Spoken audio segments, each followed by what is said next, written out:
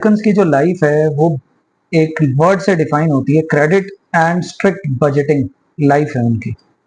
और हमारे यहाँ family and collective wealth supporting life है। वहाँ पे इनकम जरूर ज़्यादा है, लेकिन उसके अलावा उनके खर्चे भी ज़्यादा हैं,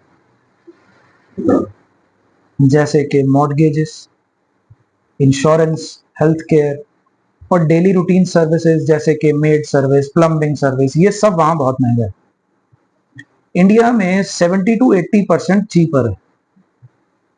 और डेली रूटीन के लिए या हमें घर चलाने के लिए हाउस होल्ड जो हमें सर्विसेज जो हमें चाहिए होती हैं वो यहाँ बहुत सस्ती हैं due to availability of labour.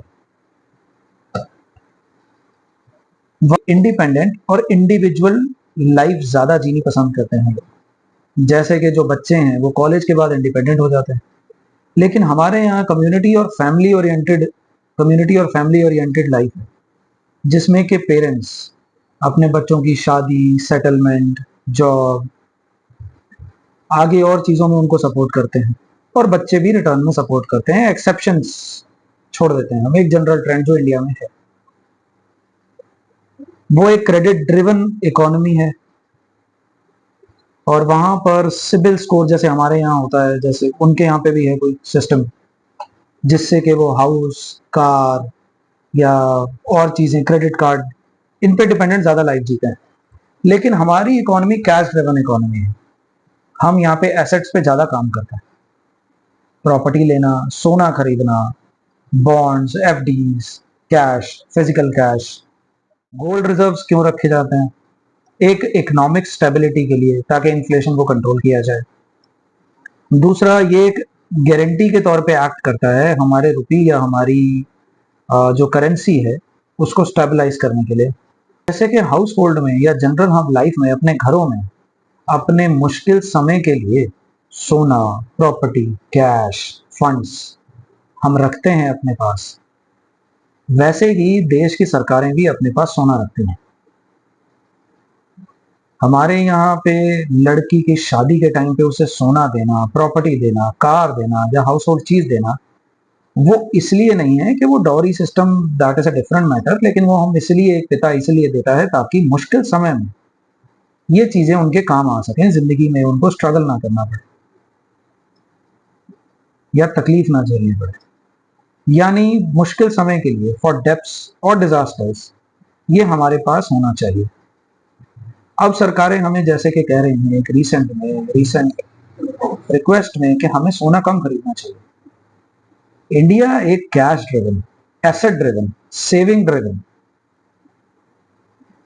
Economy है।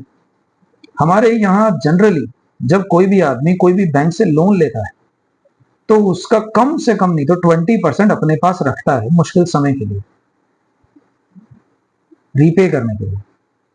अब बिजनेस करते हैं, सेविंग करते हैं, तो हमारे यहाँ सेविंग्स पे ज्यादा ध्यान दिया जाता है। इवन दो लेडीज भी घर में हस्बैंड के साथ, हस्बैंड से थोड़ा थोड़ा ले लेके घर में सेविंग्स करते हैं ताकि मुश्किल समय में काम आ सके। इसी तरह से हमारे यहाँ सोना भी है। जैसे कि सरकार हमें रिक्वेस्ट कर रही है कि हमें सोना 1 साल तक नहीं खरीदना चाहिए। अगर हम सोना नहीं खरीदेंगे या अपना सोना जो है उसे यूटिलाइज कर लेंगे, और अगर हमारी क्राइसिस, फाइनेंशियल क्राइसिस देश का और ज्यादा बढ़ गया, तो हमारे पास क्या बचेगा? जैसे कि कोरोना काल में फाइनेंशियल क्राइसिस से लोगों ने आत्महत्या तक की, बिजनेस के बिजनेस लॉस हुए, और किसी तरह का कोई सपोर्ट नहीं था। ईएमआई पे आपके पास सपोर्ट था क्योंकि उस पर एक्सटेंशन थी, और किसी तरह की एक्सपोर्ट और किसी तरह की सपोर्ट हमारे पास नहीं थी। तो मैं तो यही सजेस्ट करूंगा कि अगर आप सोना ले रहे हैं थोड़ा कम लीजिए, लेकिन लीजिए, क्योंकि अगर फाइनेंशियल क्राइसिस देश के तौर पे देखा जा रहा है तो पर्सनल तौर पे अगर हुआ तो आपके पास क्या रह जाएगा सिक्योरिटी के तौर पे? अगर आप 1 लाख का लेते हैं तो 50 का लीजिए, अगर आप 50 का लेते हैं तो 20 का लीजिए, लेकिन मेरे हिसाब से सोना खरीदना चाहिए। That is because if there is a crisis ahead, there will be something that can secure your and your family's future.